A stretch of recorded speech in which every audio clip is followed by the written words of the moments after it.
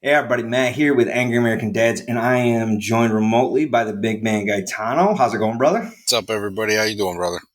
I am freaking wonderful, and today we are going to talk about a super freaking enlightening and fun topic: depression and anxiety. I'm super excited to delve into this one. I think both of us are. Yeah, exactly. Anyway, so I'm going to let the big man start this off, and we will go from there. Yeah, so when Matt and I get together and we talk about we look for topics. We're trying to peel back some of the layers of what he's been through, what I've been through, and what we're seeing. He's got a perspective of being out in the field. I got a perspective of dealing in business, and what I'm seeing is dealing with part of what I do is deal with renters and tenants, and what I'm seeing is younger people not being able to handle handle stress, stressors, pressure, things like that. And so we did some research, and we see that anxiety. I'm probably not saying anything anybody doesn't already know, but anxiety is up 10 to 20% between 18 and 25-year olds. Um, and every other demographic, every other age group, anxiety is up. So we kind of try to look deep and see, is there something happening? And what we saw is as life is getting easier, anxiety and depression are going up. So uh, we have our opinions about that, and today we're just going to discuss, what we think is going on, what we're doing about it in our own homes, because that's kind of what this whole podcast is about. I can't really affect the world. I can only affect my own home, and see if we can get others to affect their own home as well. So that's what we're hitting up today, brother. So I guess my question for you is in your line of work, what are you seeing as far as um, what you are encountering with younger people and the issues that they are having, and you and I talk about it all the time. We perceive them as very small problems, very easy problems to deal with, but in the other person's mind, they seem to be overwhelming, and I'd like to just dive into to why that is and maybe how we can help. Uh, I guess I would say this. There's always been, if you delve into law enforcement anywhere, there's always a lot of mental health issues out there. But I guess the thing that's gotten me is and maybe it's just, I've noticed it more in the past, 5 to 10 years, but especially in the last 4, 5, I would say that it has increased. And I notice a lot in sub 20. Yeah, That's where definitely. where I seem to notice it the most. And these kids, I don't know how many times it'll be something as simple as like they have a breakup and they're going to kill themselves. And you're going, holy cow, how long are you dating? 3 weeks. What? It's the smallest things that happen in their life. If it's a change, they lose their mind and they don't know how to deal with it. Um, I think there's a lot of contributing factors. It's as we've seen society, as far as I'm concerned, degrade in the past 30 to 50 years. It's been one of those where, well, we've talked about it a lot. The decline of religion in the household, the decline of the two parent household, Yeah, the kind of family unit. the, um, and this is going to rub a lot of people the wrong way, but the increase in the number of quote unquote Say it. same sex Say it. couple households. Yeah. And that pisses a lot of people off. But I'm going to tell you something: the number of boys that come out of single mother households or two mother households, let me tell you something, they are fighting a fight that nobody wants to address and nobody wants to deal with. And they have some serious issues, and so do the girls. The number of girls that we're running into right now that are cutting themselves all the time, and the number of girls that are overdosing on pills, and the numbers of girls that are freaking what's the other one that they were doing? drinking them, just drinking themselves into oblivion. And I'm talking young ages. We've dealt with a few lately that are 13, 14, 15 years old, blackout drunk, just don't know what to do. And it's like the parent, you'll talk to the parent and they're like, well, we don't know where they got the alcohol. And we don't, you're like, you're not paying attention to your kid. What's going on? Um, but you have those factors. Then you've got the fact that these kids are they're hooked on a phone all the time. They're they're playing games. They're on freaking, well, I know Facebook's fading away. They're on freaking Instagram and TikTok and all these things. Everything's a freaking instantaneous gratification. They don't have to work for anything. The after school job is a afterthought now. It's something that these kids, most of the time they can't find them because there's so few low paying jobs now. Stuff's getting taken by AI, and a lot of other times because what's the term I'm looking for here? Minimum wages have gone up on so much stuff that they don't want to pay these kids to do it. They'd rather have somebody else do it, or they just eliminate the job to begin with. So there's a lot of factors right now, but I think the first two, as far as I'm concerned, are two of the biggest. We have sat there and we've gotten rid of religion in the household, and there's no two parent households anymore, or at least they're going away. And that's not a good thing, because when that goes away, you lose discipline, you lose structure, and you lose that influence that comes from a father and a mother. And you need both for boys and girls. You need those things. And that's what helps ground them and give them the basis for their life. And these kids need to be in that, and with that household, that comes the challenges that come with it and everything else. And they need those challenges, because if they're not getting challenged every day, if they're not getting pushed to a limit every once in a while, when that breakup happens, it's so traumatic. Yeah, well, I'm going to kill myself. I'm going to kill myself is a normal response. They don't know how else to handle anything. They haven't ever handled anything difficult. So what do you expect them to do? I mean, everybody wonders what happened. I mean, let's think about this. World War II, right around World War II, what was it? What did I tell you? It was like 95% roughly. I'm probably going to screw that number up a little bit, but it was in the 90 percentile somewhere that believed in God in the United States. 75 or 76% went to church regularly. And it was well over 90% that were two parent households, father, mother. Nowadays, how many two parent households are there? What's the percentage? It's low. Yeah, it's lower than that. Yep. And then you look at it too, and how many go to church regularly? We're talking I think 40%. And then you look at it and say, how many believe in quote unquote God? And that definition is way off the rails now compared to what it was back in the 40s. Yeah, there's plenty of versions of God that, yeah. that and now people are ascribing to. Yeah, yep. Exactly. And now that's only 75% that believe in quote unquote God. Yeah. And I mean, for 90% of the people out there, this is God. This little thing right here.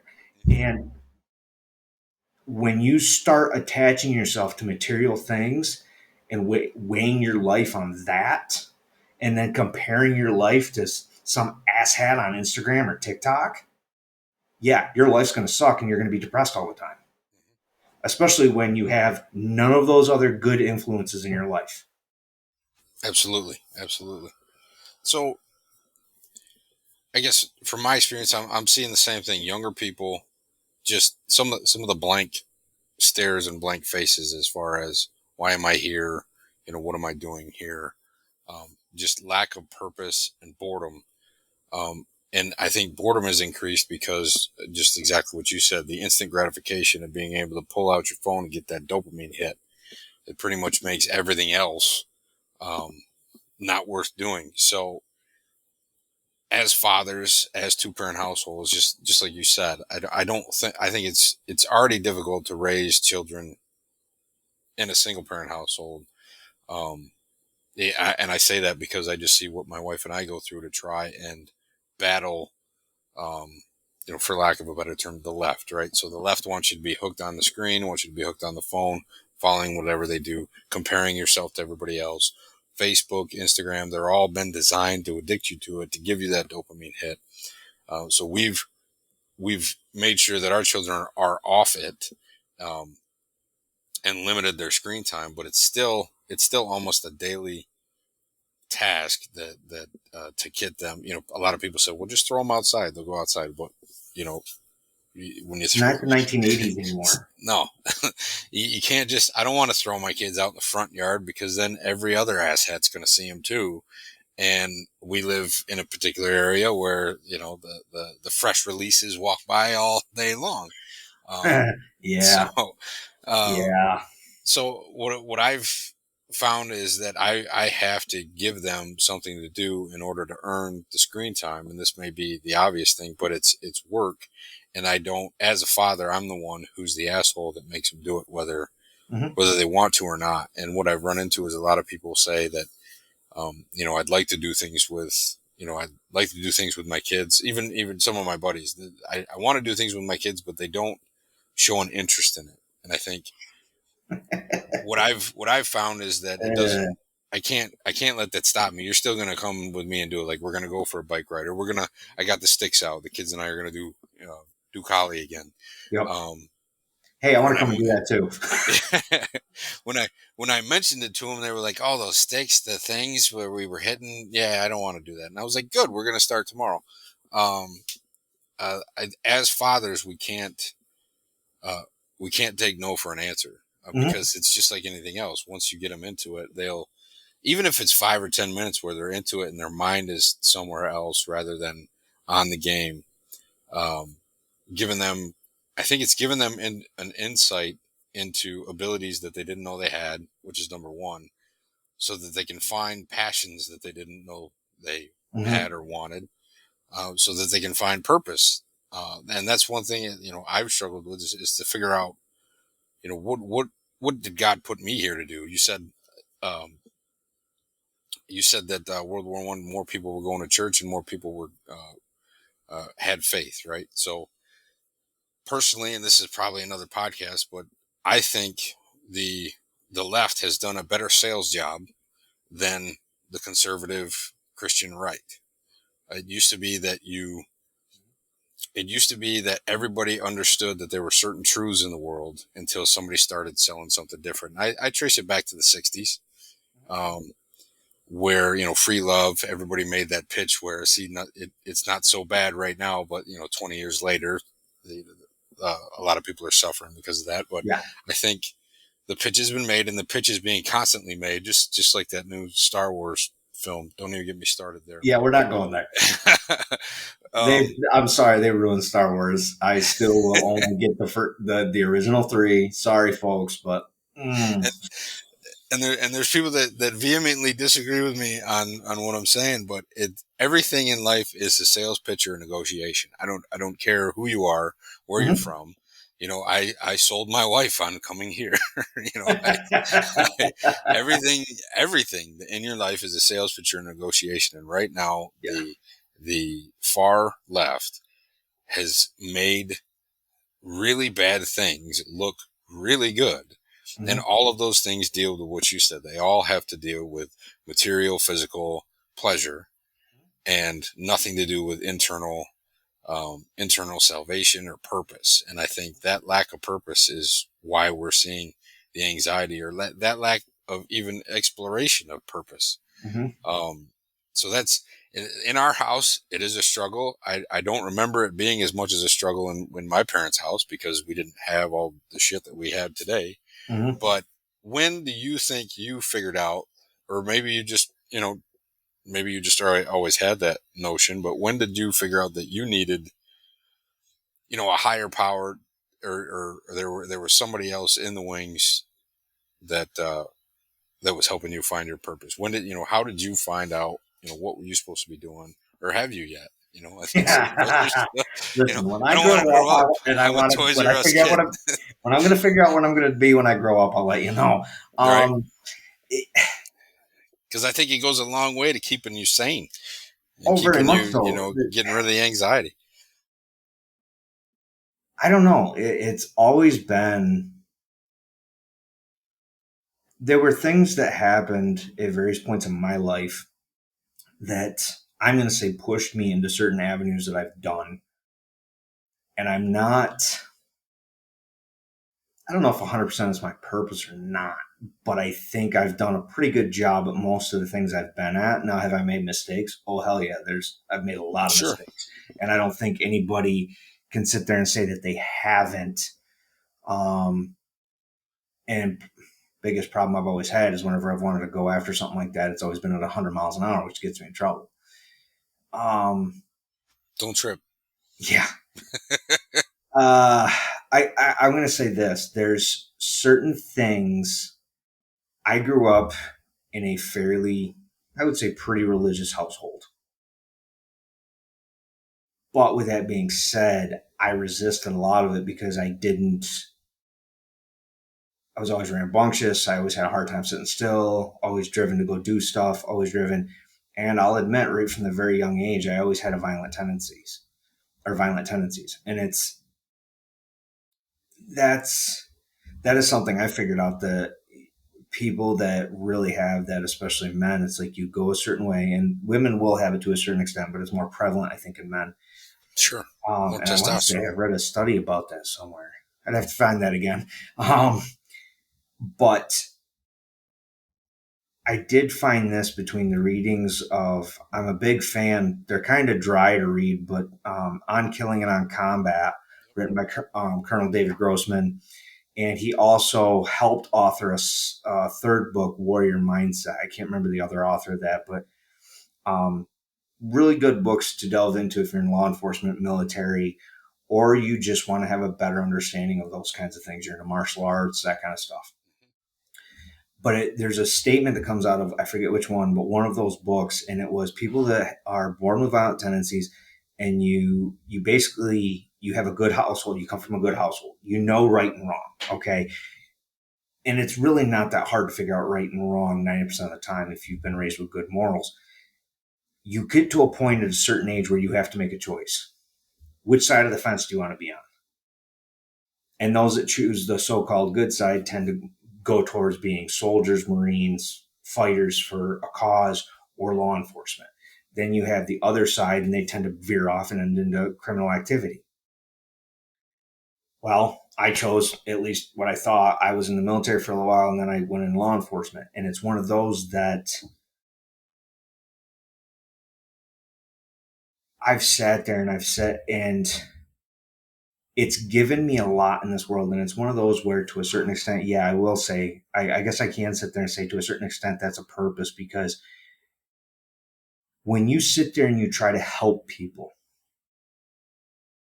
and you want to make differences in people's lives, you're going to try to help a lot of people. But I figured out pretty quick that if you can work 20 some years and help one or two people, and it may be something small for each of them, but they can look at you later and you can look at them later and know that there was at least one thing that you did and it made a difference in how their life turned out. It was worth it. And I know that there's a couple people out there that, because of something I did, had a better chance at a better life than what they would have otherwise. They might have figured it out later, but at least I was able to get to them at a point in time where I got them a little bit earlier of a start to have that. And I got to tell you, that's one of the coolest things ever. Now, being in law enforcement, my kids would tell you a completely different story. But at the same time, as they've gotten older, and I have one that is now 18 and one that is now 26, it's one of those that I laugh hysterically because the 26-year-old will constantly tell his mother and tell me, well, I was doing this at work and I said this and turned around and walked away. And the only thing I could think of was, damn it, I just became dad. And and the other thing is that made me very happy was one day we were talking about, God forbid, there's a bad incident at the high school where my daughter's going to school, this, that, and the other. And my wife says to my daughter something about being scared and what are you doing? She's like, I'm not scared. What do you mean you're not scared? She goes, I'll just call dad.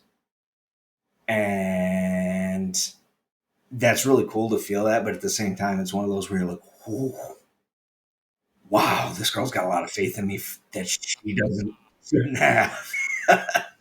um, I like to think I'm good at what I do, but it's like, man, am I that good? I don't know.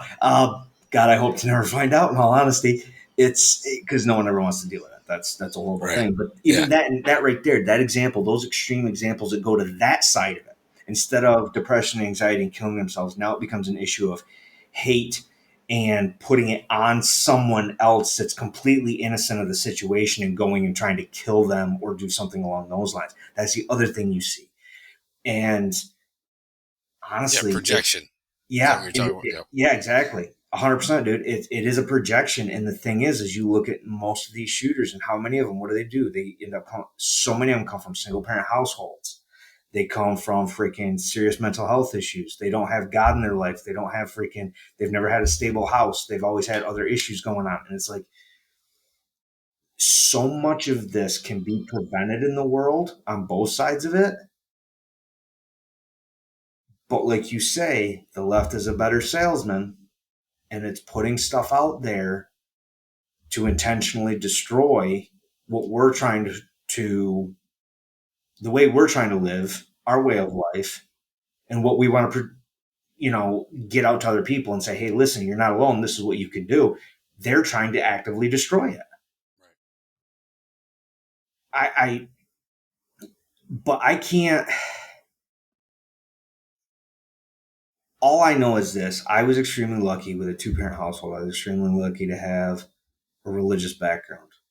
And when I found my purpose, there was times where I drifted away from it, but I always ended up coming back to something would happen and I would have a moment and go, what, I would react a certain way. And when I would leave and I would come back, it would be like, it would always tie in somehow with the way I was brought up, the standards I was brought up with. It would always tie into the religion I was brought up with. It always came back to that.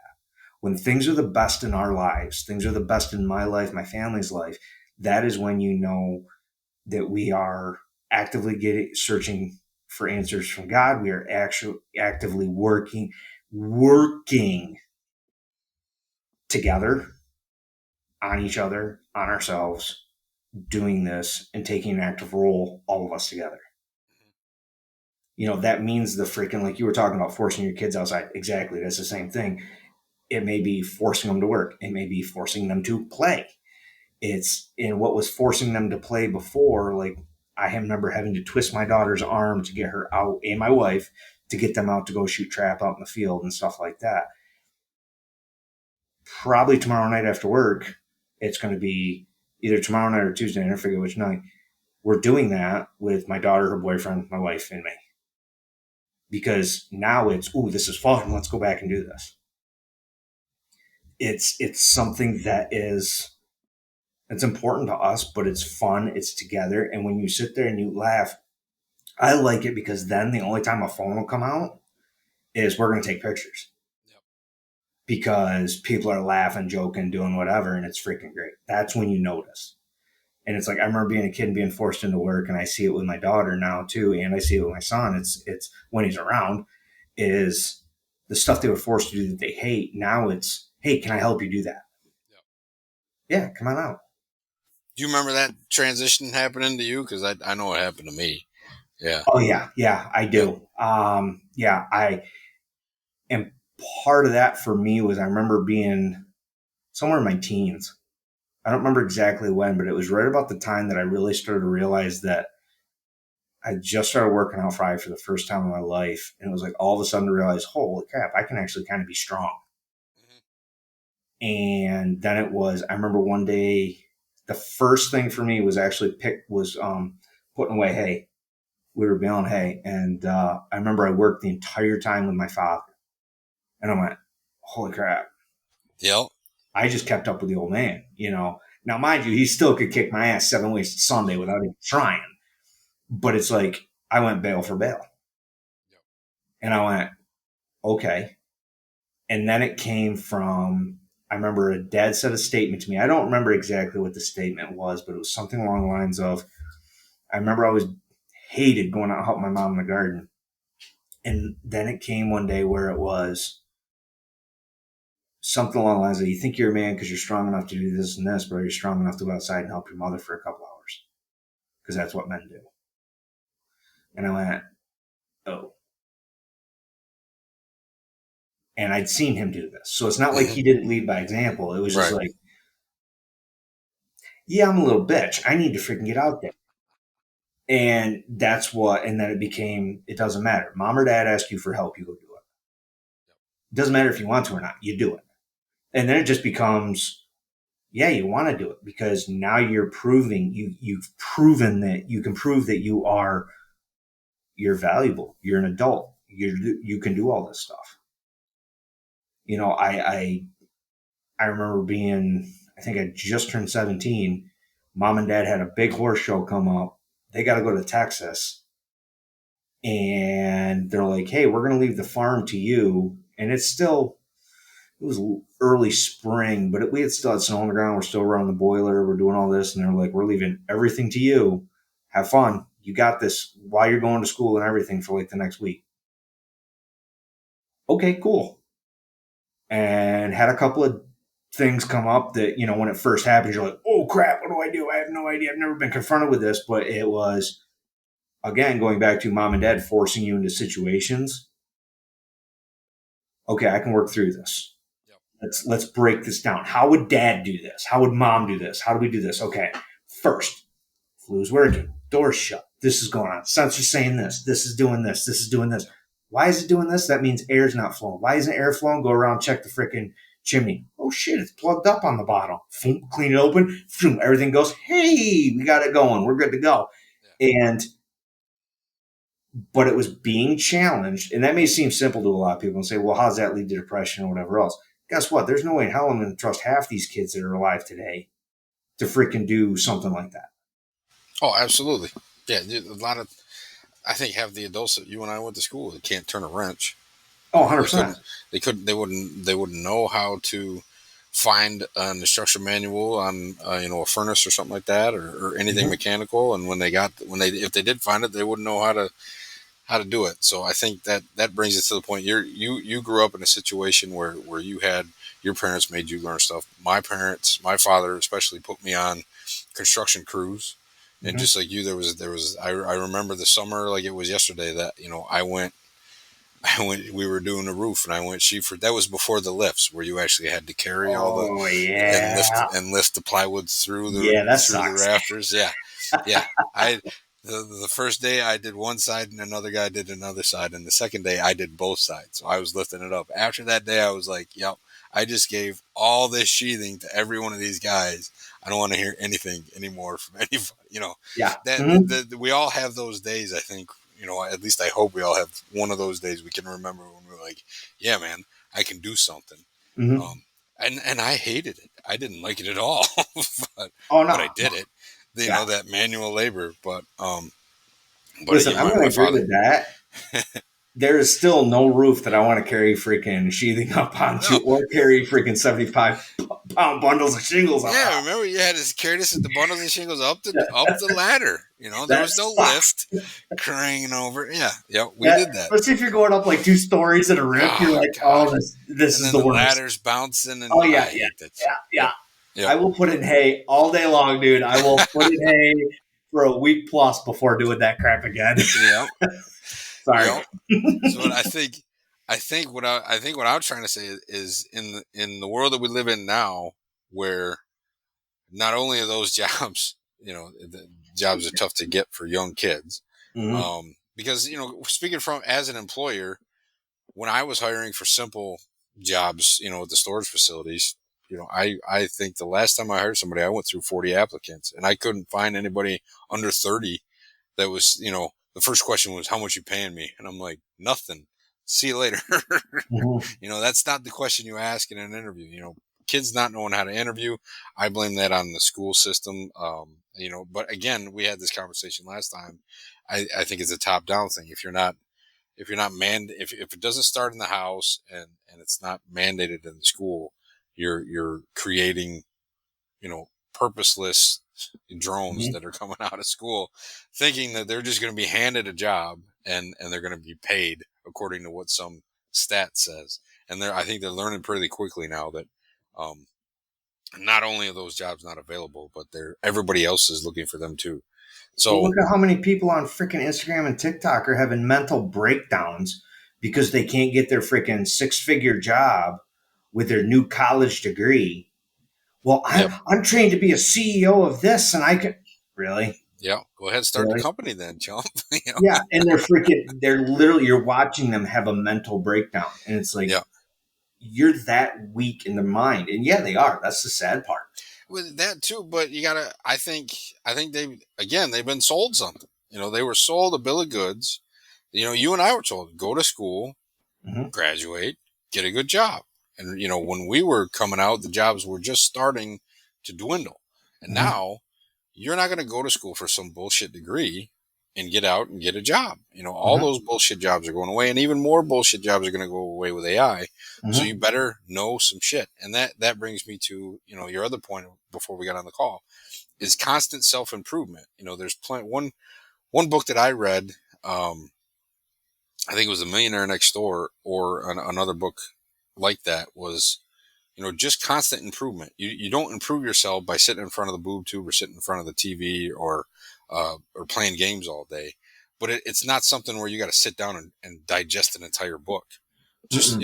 10 pages a day. One of my mentors, Hmm. one of my coaches, Dan Martell, one of the things he says is, read 10 pages a day of a book that's going to help you help somebody else. So learn a skill 10 pages at a time. Me, I got Audible on my phone. I get in the car. It's not the radio. It's not talk show. It's a book. Hmm. You and I exchange books all the time. Hmm. I came to that realization that I had to develop myself when I hit, some bottoms in my life. I hit a bottom. I didn't like where I was at. And I just looked around to see people who were happier than me. And it wasn't people who were richer than me. It was just Hmm. people who were happier than me. And I saw what they did. And most of Hmm. those people were helping other people get what they want. Um, that's what worked for me. But, what's your experience? How do you set goals for yourself? How do you develop yourself?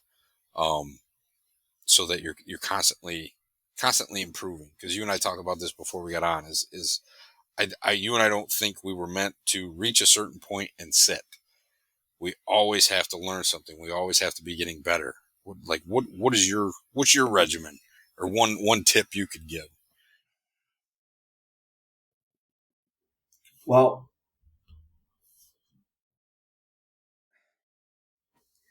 I'm going to say this. It's like one of the things, I'm going to give a little shameless plug here for a second, but one of the things that I did is after, like you just said, exchanging books, going back and forth, is I started kind of a side hustle kind of deal.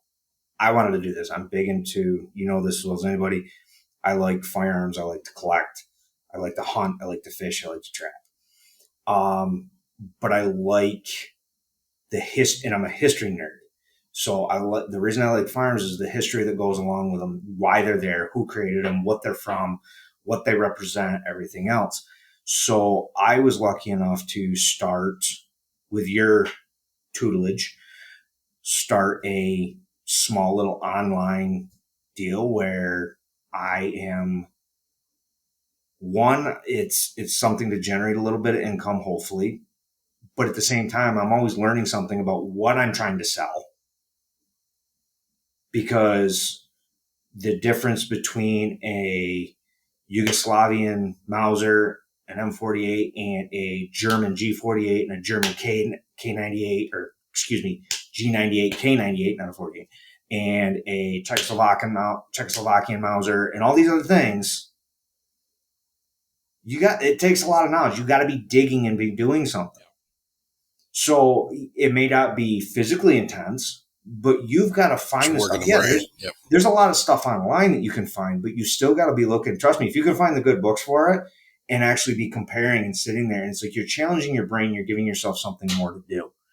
Um, and yeah, I do sell, like, it's one of those things where I wanted to be able to provide something for working man salary people can buy representative pieces from various parts of history of firearms, and I sell them on Guns International for a decent price, but they're great, usable firearms. They're fun to shoot. It's history in your hands. It's freaking cool. There's a shameless plug. Anyway, And it's one of the precious metals. oh, 100% it's a precious metal because, dude, I mean, think about it. I bought one a couple years ago, and it's almost worth double what I paid for it. When I die, I know my children or my wife can turn around and sell that if they don't want to keep it and get a chunk of change for it. It will never, unless they let it go to crap, it'll always be worth something. But anyway, it's one What of was those. your motivation to start it though? Like A lot of things. You want to keep learning, and it's something I enjoy. So why not turn that into something that might be able to bring a little income back in, and at the same time, shamelessly allow me to possibly build up my own collection a little bit at the same time. And like I said, it gives me a way to. The one thing that always irritated me is like anytime you wanted to find something like that collectible, the price was way out of what you could afford as somebody that didn't make a ton of money. So if I can provide a service to a bunch of people that are in the same boat, they're able to afford it. It's an investment. It's something cool. They can build their collection. They can do all this without breaking the bank. And I make a little money at the same time. How's that a bad proposition as far as I'm concerned? And it didn't occur to me later, but yeah, I'm learning as I'm going and I'm getting more and more information and I'm making more acquaintances. I'm finding more people that associate in the same circles. And it's one of those that it's like, this is cool. I've met some very cool individuals and learned from them about a litany of things. So it's like, that in itself is awesome. The networking that goes along with it. And you're growing too, because you're dealing with, when I can sit down and I can talk to a Vietnam vet one day that I'm buying some stuff from, and then I can go and talk to a man that retired out of the U.S. Army Special Forces in the late 90s and served all over Europe and Africa and all these other places, and get the stories that they can tell me and learn about our history that way, hands on. That's incredible. That's awesome. That adds to the knowledge base. And then they're telling your life stories, and because now we're at a point in our lives where now we can learn from other people's mistakes and other people's stories. for sure. So when they're telling me stuff, you're learning stuff. Then there's the other side of it. You and I both do this, and this I know is it's one of those where something comes up, something needs to be fixed or whatever. We take the time to try to figure it out ahead of time. Oh, absolutely. Or if we know someone, an acquaintance, a friend, or whatever that is more of an expert in something like that, say, hey, would you come out? We want to do this, but you can look over my shoulder, tell me what to do so I know in the future what to do and what not to do. Because what am I always saying? My biggest thing is I want to know so I don't have to depend on anybody. That's it, man. That's it. And right now, you don't get that from the younger generation. There's like, I'll just hire somebody to do it. well, it's either hire somebody or they'll be presented with a stressful situation or a bad situation. They're like, well, I don't know what to do. What do I do? What do I do? That's all they can say is, what do I do? Yeah, and it usually happens because the same situation, power goes out, ice storm, flood, something like that. That same situation's happening to everybody around them. Mm-hmm. So everybody's making the same damn phone call. Yeah, and exactly. There's only so many service guys. Mm-hmm. So 100%. And it's something as simple as like change the oil in your car, change a flat tire, check your freaking coolant levels, shit like that in your car. My daughter knows how to do all that stuff. She's 18 years old, and I'm telling you right now, she took welding in high school. She's a freaking AB student across the board. She took college courses all for her senior year, basically. She wants to be a nurse of some sort, whatever else, nurse practitioner, PA, whatever. She's got medical on her mind. She's going to do this, and it would not surprise me. But then she said, you know what? I want to learn how to weld, Dad. Okay, have at it. Yep. See, and that's the thing. It's like if you can show that example to your kids, they do it. Yep. And you just hit it right on the head. It takes us as fathers putting that extra effort into doing things with your kids. I think that's what I've learned as a father is I can't just tell my kids to do it. I can't just hand them a manual. Then so, and I did that. I'm guilty of that. I gave my kids assignments to learn things, and they read them and they took the test and they did them, but they didn't really enjoy them as much as they do when I do it with them. Mm-hmm. And I think that's what you've said. That I'm saying that now is that as fathers we can't just tell our kids to do. We can't just tell. I can't just tell my kids to go outside because they'll Mm-hmm. be knocking on the door every 10 minutes asking me, is it time yet? Is it time yet? Um, but if I go outside, I've noticed if I go outside with my kids and I actually play with them, whether we're playing catch, whether we're playing slap ball, or just tearing something apart in the backyard, Mm-hmm. um, they forget about the time. I Mm-hmm. when I'm out there with them, they don't ask, and it's not that I'm telling them not to ask. It's that we're just doing stuff. We're just occupied. We're just doing stuff. So I Mm-hmm. think for the fathers listening, and it's not easy, man. I mean, it's not easy to get up 4:30, 5 o'clock, work out, get my workout in, get to work. I'm in the office usually 7 o'clock. I don't usually quit until like 6, but Mm-hmm. there's an hour in there during the day that I go out with the kids. There that I try to. I need to do it more often, but to go out with the kids, it's very difficult for me as an entrepreneur to pull myself away because what I'm doing in the office is feeding them. Mm-hmm. So, but if I don't go out with them, then the quality of life that they have is diminished as well. So that's the transition that I've had to make. Is I can't just work for the family and then expect everything to be okay. I need to be out there with them, participating in what they're doing, so that they don't have the anxiety, so that they can handle the stress. Because I'm the one out there putting the stress on them and coaching them through walking, going Mm-hmm. through whatever stressor I put on them. Like that's the other thing. As fathers, we need to stress our kids. Now, Mm-hmm. there's a difference, just like the Bible says. We're not going to anger our children, but we can stress them, because anger promotes resentment and disrespect and all that. But we can stress them and coach them through trials so that they become better people. Just like you're saying, you've got your daughter; she can take care of the car herself, which Mm-hmm. which elevates the standard of man that she's going to look for. Because if she can already do it, she's going to need a man that can do more, which I think is Mm-hmm. awesome. Well, and that's the thing. It's that's that, and I'm not trying to be an ass, but it's like that is one of the differences that you just pointed out between boys and girls. Yeah.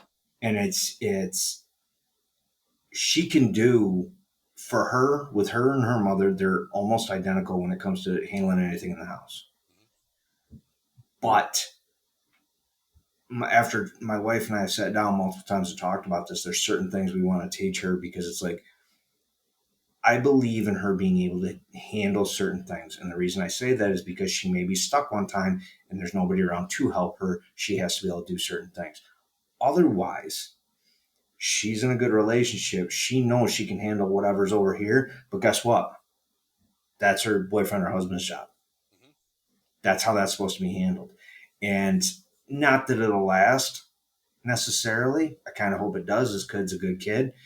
But her current boyfriend is one of those kids. He sits there. Did you He's just say that out loud? On Yes, I did. I Oh did. man, I oh, know. you I just know. changed it. I know. It's yeah.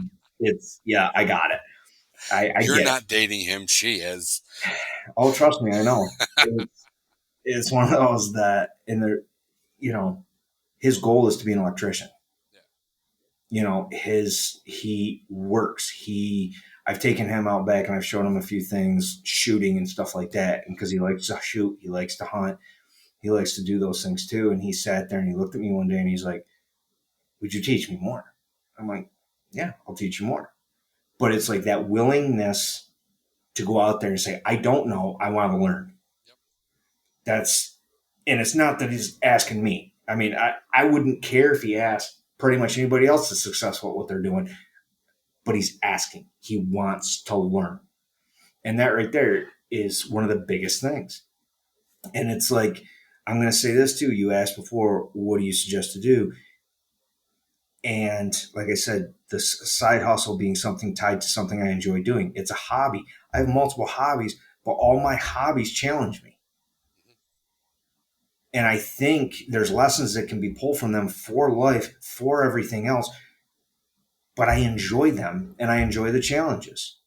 I mean, think about it. You and I go hunting, and it's one of those that it's freaking, it's never easy.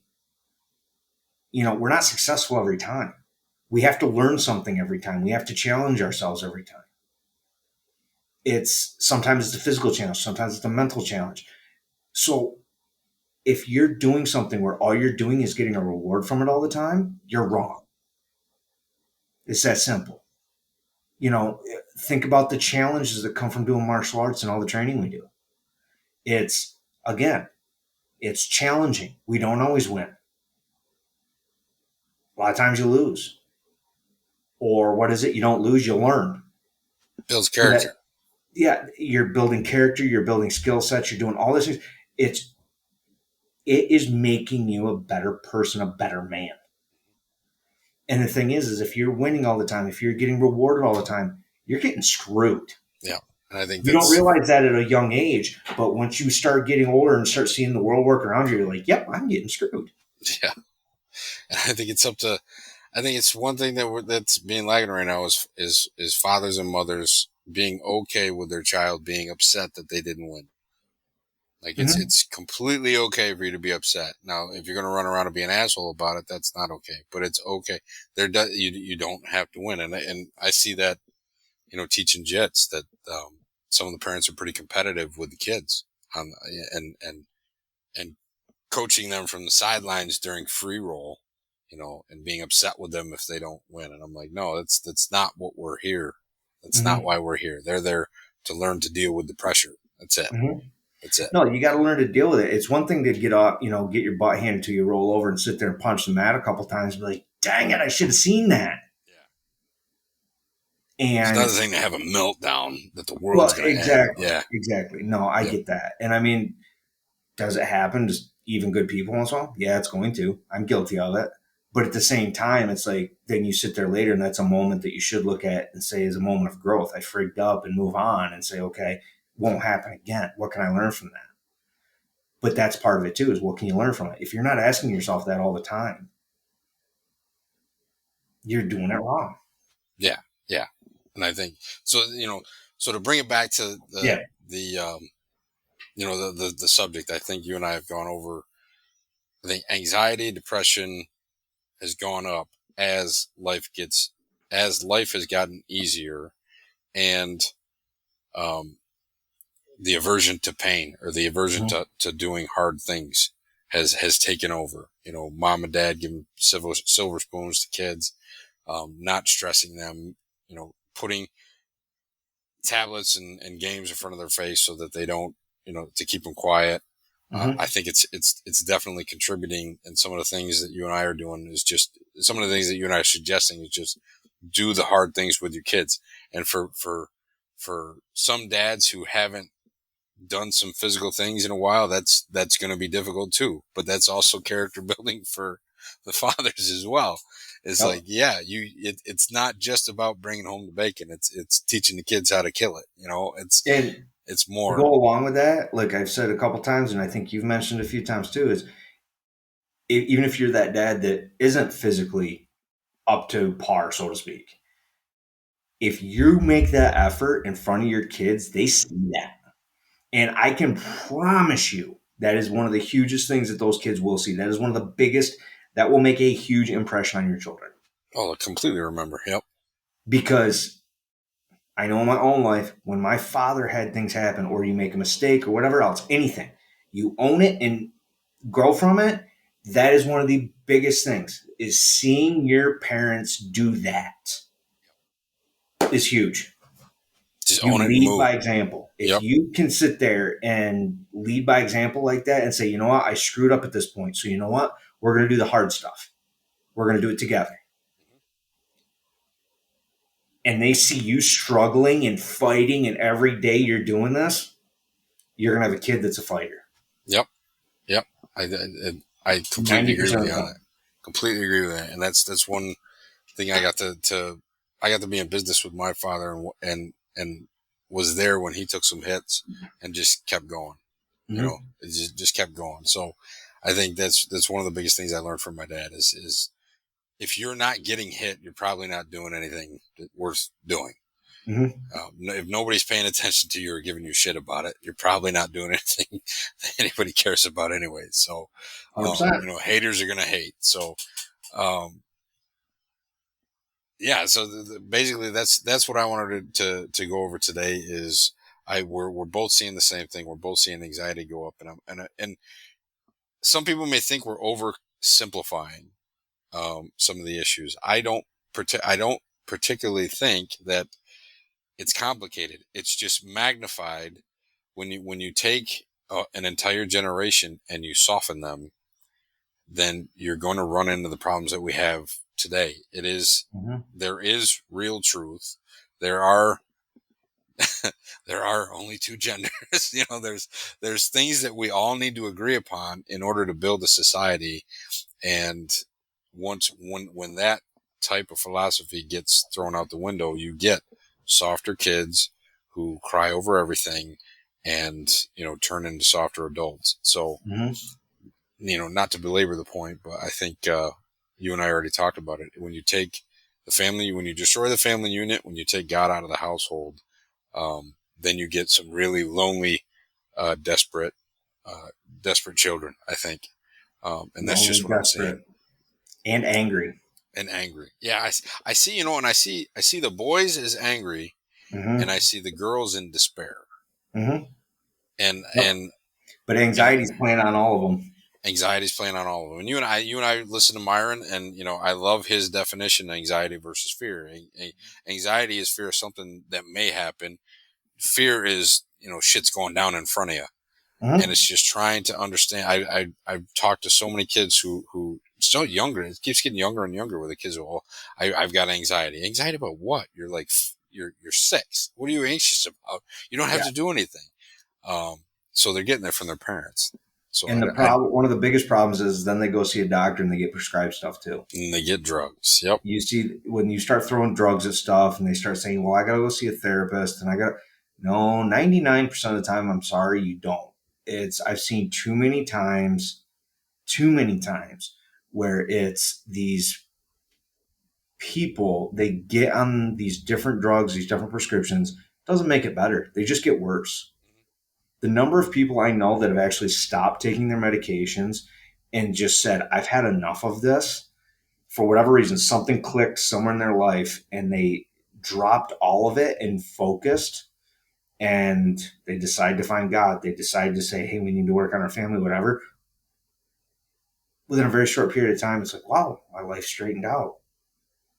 I'm not scared all the time. I'm not anxious all the time. I'm not angry all the time. I'm not depressed. Wow. Isn't it Okay. amazing how what's in your head is way worse than what's outside of your head? Oh, dude, yeah, yeah. It, Everything people are anxious about, it's so way worse in your head. Your head makes it so bad, but then when you actually face reality, reality isn't as bad as what's in your head. So I no, I don't. mean, I don't know. It's this hand me a trophy generation, this drugged up generation, whatever you want to call it. It is 100% a weak generation, and it's not doing anybody any favors. And if you think it is going to do everybody a favor, okay, take a step back and say, okay, in 50 to 100 years, if the next generation after this is a little bit weaker, and all the people like you and me are gone, from our generation is gone, and what's left after that, we're screwed. Yeah, conquered, and I think that's where you and I are going with this. I think we're going to do a podcast on just where all of this is going. It's like the American way of life is going to disappear. Mm-hmm. It's if you look at history, we're following that same trajectory with everything that's coming along, everything that we're allowing, everything that we're now saying is okay and tolerating and condoning. It's all been done before, Oh, and it 100%. never ends well. So what are we doing? Why are we doing this? It's not Dude, helping anybody. and this is the problem. It happens every freaking time. We got to delete history. It's not right. We got to get rid of the statues. We got to go. I'm like, come on, here we go. We're in. It's like repeat, Yep, just repeat. copy and paste. Well, you just screwed us, thanks. And it's you have to have purpose in life. You have to have challenges. Children need, as they're growing, they need both of those. They also need boundaries and discipline. And that comes in a two parent religious household. Yeah, that's it. That's it. And you provide, if you, and I'm not, we definitely can sit there and say that it's not going to be perfect, because I know for a fact I'm not a perfect dad. I'm not a perfect father, not a perfect husband. I'm probably a really bad example of all of them. But at the same time, you're constantly working at it every day, working at it. And if that's what you're doing, again, your kids see that. Yeah. They see that, they feed off of that, and they figure out pretty quick, yeah, mom and dad ain't perfect, but they do their damnedest to try. Sure. Yeah, they don't quit. They don't quit. They can continue to grow. And to your point, two parent mother father household in a Christian household, I think Mm-hmm. is starting the family in some good soil. Mm-hmm. I think, like you said, it's not perfect. Just because you plant a seed doesn't mean it's going to grow, but you'd rather plant it in good soil than Mm-hmm. in sand. Yeah, So 100%. that's, I think, people don't want to hear it, but I am encouraged, right? One of the examples that I use is Kat Von whatever, I forget her name, but she was Oh, Kat Von D, the Kat tattoo Von artist. D, right? The Yeah. tattoo artist that just went Christian, and even there's several celebrities that are going Christian, and I listened to her talk about her going becoming a Christian and why, and she just said, I looked around at all my friends and we were doing everything that we said was cool, and we were all depressed. Mm-hmm. And then I looked at my friends who were happy, and they weren't doing anything that we were doing, and they were Christians going to church. So it's not about, I don't think it's about you and I or any other Christian telling other people what they should or shouldn't do. It's, what do you want? What are the results that you want? Mm-hmm. Do you want, especially if you're just chasing money, if you're just chasing sex, drugs, rock and roll, and all that shit? What do you want? When you get all that, what do you Mm-hmm. have? You Yeah. have you have nothing. And then what's your next goal? And that's it. And that's where I see a lot of celebrities getting to those heights, getting the celebrity, the stardom, and all that, and then finding out that it's empty at the top. And this isn't. This is what they've said. This is what I've heard. And either committing suicide or finding God. I hate to Mm-hmm. use those extremes, but that seems to be what's happening. So if we can prevent that, in our children, and just say, hey, don't, take them off the net, take them out of social media, and just say, go outside, find something you like, and just keep building on it little by little. I think we can get our country back, but it's going to take guys like you and me spitting some lyrics on some podcasts here, Ooh, and and just throwing it out there, because by no yeah. means are we experts. I'm just calling it like I see it. No, And but that's the thing. Just that statement alone, calling it like you see it. That is something that's gone by the wayside, and that's one of the biggest problems. Everybody likes to sugarcoat it, or as the media likes to do it, completely lie about it. Um, and no, it's everything's wonderful, everything's great. No, there's a lot of problems, people. There's a lot of problems, there's a lot of and problems. if you look at it, no matter how complicated you want to make it, it's very simple to fix. It really is, and it's I 100% agree with you that I think the only way to really truly get our country back on the right track is to sit there and simplify things, take a step back and say, hey, listen, we got to start with the family. Yep. That's Yep. it. We got to have mom and dad back, and we got to have God come back. And we have to, I mean, this country was founded on a Judeo Christian belief. Like it or not, it was. And the thing is, it's for the longest time, that's what allowed us to be the amazing country that we were, and It doesn't that's what work we, without it. The model does no, not work without it. no, It it was, doesn't. And and I'm I sorry. didn't quite understand that until you look at you looked at the historical documents. Every man who helped write and participated in the Constitution knew that the other man that they were talking to was at least making strides to be a better man. Yep, And it was yep. just an agreed upon. They were well read. They most of them had, a lot of them had their own businesses. They were just a certain type of individual, and that is not the individuals that we have running the country right now. No, not And even it just close. doesn't work. No, not even close. All right, brother. I think we beat that horse. Yeah, yeah. I think we did beat it pretty bad. Um, that's a good. I think that's a good spot to end with. Yep. So anyway, uh, I guess we'll meet up again here very shortly, and we'll hit the next one out. But in the meantime, I always want to say, like I say every freaking time, to all the dads out there, you just got to remember in this world, um, all we can do is keep our heads up. Remember, you're not alone. And with that, Gaetano, I'm signing off, brother. Roger that, man. We'll see you on the next one. Sounds good, man. I'll see you later. Later.